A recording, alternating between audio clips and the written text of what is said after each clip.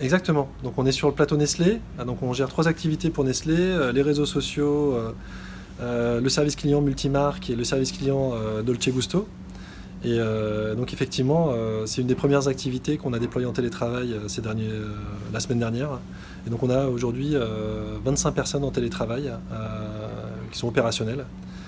Et du coup le plateau, le plateau est vide. Quels sont les prérequis techniques côté conseiller pour que le télétravail fonctionne chez eux?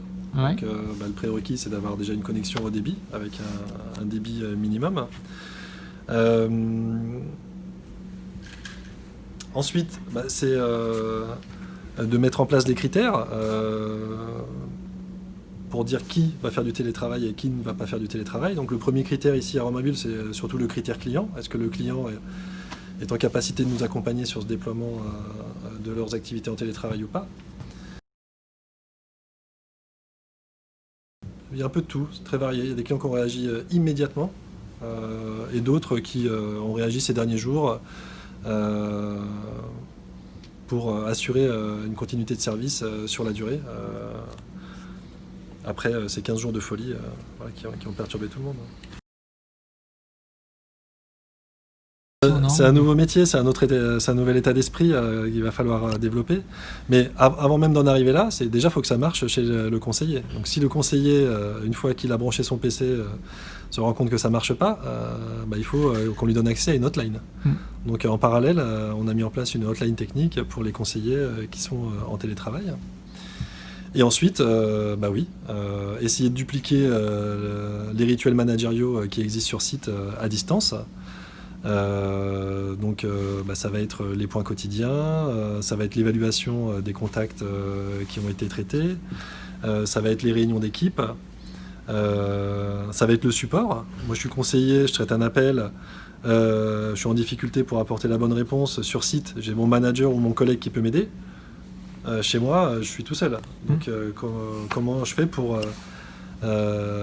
être aidé dans la résolution du problème? Donc du coup, les outils sont très importants, notamment les outils de communication instantanée. Oui. Certains ont pris des initiatives de créer des groupes WhatsApp, effectivement, avec leurs équipes. Mais on a aussi des outils groupes de communication instantanée qui sont installés par défaut sur les environnements des conseillers en télétravail. Une des premières questions qui m'a été posée par l'un de mes clients était de savoir quelles étaient notre expérience en management à distance, en télétravail. Donc, en France, elle est relativement limitée. Mais effectivement, on a la chance que ce mode d'organisation soit très développé aux États-Unis. Et très vite, les modules de formation en e-learning de nos camarades américains ont été traduits en français. Donc aujourd'hui, on a des modules de formation qui sont déjà disponibles à destination de nos conseillers et de nos managers. Donc ça a été à une vitesse assez impressionnante. Ça a été déployé à une vitesse assez impressionnante.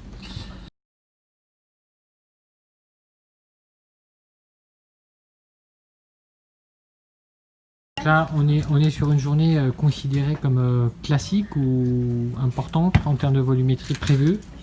On est dans les volumes prévus en fait. Ouais. C'est-à-dire qu'on devrait être à une journée à... C'est-à-dire qu'on va finir entre 12 000 et 15 000 appels. Ouais. Donc voilà. On est à 99% de qualité de service. Donc on a perdu 12 appels en fait depuis le début de la journée. D'accord.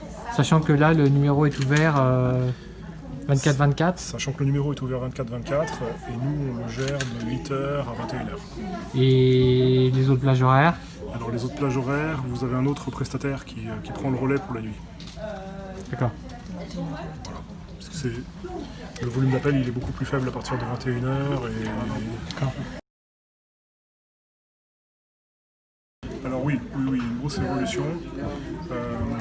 Au début de la crise, il y avait beaucoup de questions qui étaient relatives en fait aux gestes barrières et puis également aux modalités de mise en retrait des salariés qui voulaient rester chez eux, à quelles conditions ils pouvaient rester chez eux, à quelles conditions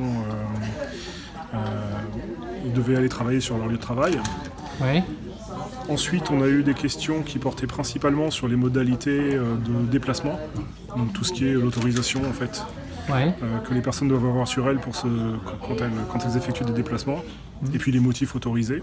D'accord. Alors ça reste vraiment une grosse thématique aujourd'hui encore. Ouais. Et puis malheureusement, là, depuis la fin de la semaine dernière, on commence à avoir une autre problématique qui est les problématiques de personnes qui appellent, qui ont des proches à l'hôpital, qui veulent se déplacer, qui voudraient potentiellement se déplacer pour leur rendre visite, Ouais. ou plus triste, malheureusement, les décès. Ouais. Quand on a des familles qui ont perdu un proche à l'hôpital et qui voudraient savoir quelle modalité mettre en œuvre pour l'enterrement, combien de personnes peuvent se déplacer à cette occasion, ce type de questions en fait. En fait, c'est le ministère qui nous fait parvenir tous les jours une bible de réponses à jour en fait, D'accord. avec à chaque fois les questions rajoutées. Et puis nous, tous les jours, on leur remonte également les questions pour lesquelles on n'a pas forcément de réponse. Et ils nous indiquent les réponses à apporter. Oui, je pense qu'il y a des questions qui apparaissent que personne n'avait prévues. Et donc effectivement, eux, ils ont des cellules qui sont mobilisées pour pour définir quelles réponses apporter à tous ces types de situations. Voilà, donc là c'est service d'urgence, c'est ça? C'est un exemple, mais c'est un numéro vers lequel on oriente les personnes confinées qui, du coup, sont en détresse psychologique en fait. Les gens sont chez eux, ils ne sont pas habitués à être chez eux comme ça dans la durée. Et parfois ils nous appellent en nous disant je suis chez moi depuis plus d'une semaine avec mes enfants, avec mon conjoint. Je peux pas beaucoup sortir, je sens que je vais craquer, comment je dois faire, est-ce que vous pouvez m'aider? Et donc nous à ce moment-là on leur suggère d'appeler ce numéro-là. Nous on est vraiment sur un périmètre de premier niveau. Ouais. Le but c'est vraiment d'apporter des réponses en fait aux grandes typologies d'appels très générales, mais après par contre les conseillers n'ont pas la formation de psychologue qui permettrait vraiment d'assister les personnes en détresse qui nous contactent. Et nos conseillers ne sont pas non plus des médecins, donc ils ne peuvent pas se substituer à un médecin pour effectuer un diagnostic. Ça m'est arrivé, oui, d'en gérer plusieurs pour la canicule notamment, quand on a eu des appels l'été pour la canicule. Et alors celle-ci, là, cette crise, elle est particulière, elle a quelque chose de distinctif? Oui, bien sûr, ne serait-ce que par son ampleur, déjà. Puisque là vraiment tout le monde est touché, toutes les classes sociales, toutes les catégories sociales. Et ça change? Oui, ça change. Ça change parce que finalement sur d'autres crises, la population qui nous contacte est beaucoup plus ciblée finalement. Et en termes de catégories sociales, même on retrouve toujours les mêmes typologies, alors que là c'est vraiment très général, ça touche à encore une fois toutes les catégories sociales, tous les types de professions. Et puis on est contacté aussi bien par des particuliers qui sont maintenus chez eux que par des professionnels qui ont des questions à poser sur comment faire avec mes salariés, des indépendants qui nous demandent comment ils peuvent faire pour minimiser les pertes de chiffre d'affaires, ou est-ce qu'ils peuvent quand même aller travailler, mais en fait bien souvent évidemment la réponse est plutôt non, c'est pas ce qui est préconisé. Le confinement, plus il est maintenu, plus tôt on sortira de cette crise. C'était plus des opérations dans l'assurance, de mutuelle, Ouais. mais pas vraiment en plein dans la crise de la gestion mutuelle. On est plus content de pouvoir déjà rendre service. Ouais. Et, oui, d'apporter des réponses, d'apporter à certains même des solutions, Ouais. et de rassurer aussi. Rassuré. Oui. Et alors il y a des mots qui rassurent ou c'est... Oui, il y a des mots Où il y a positifs le qui ton de la rassurent, voix. il y a le ton de la voix, il y a l'empathie qui rassure aussi. Parce que les personnes nous appellent surtout parce qu'elles elles sont en plein questionnement. Donc nous, c'est des questions qui sont parfois simples, parfois aussi délicates, mais qui sont simples. Les questions les plus simples, c'est vraiment de les rassurer en fait.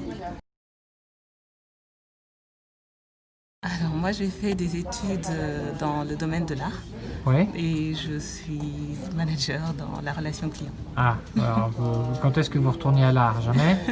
Et là c'est l'art de prendre des appels? Exactement, l'art de prendre des appels pour l'instant. Vous avez fait quoi, une fac d'art, non? J'ai fait la fac d'art, tout à fait. Est-ce que vous pensez qu'il y a beaucoup d'artistes dans les centres d'appel dans le monde?